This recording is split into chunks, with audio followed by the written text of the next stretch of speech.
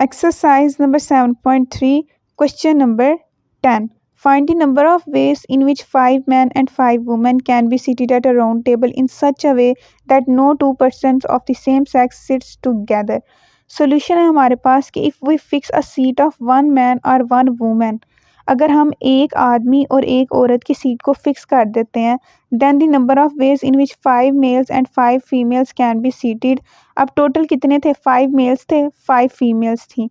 एक एक की सीट हमने फिक्स कर दी है. If we fix the seat of one man और वन वुमेन, या हम एक औरत की सीट को फिक्स कर रहे हैं या एक आदमी की सीट को फिक्स कर रहे हैं. हम इस क्वेश्चन में औरत की सीट को फिक्स कर देते हैं क्योंकि दो आपस में इकट्ठे नहीं ना बैठना चाह रहे, तो किसी एक की सीट को हमने फिक्स कर दिया. तो इक्वल आया था हमारे पास 5 का फैक्टोरियल मल्टीप्लाई बाय फीमेल्स कितनी थी? 5 थी ना, एक फिक्स हो गई तो बाकी 4 का फैक्टोरियल बचा इक्वल्स टू 2880.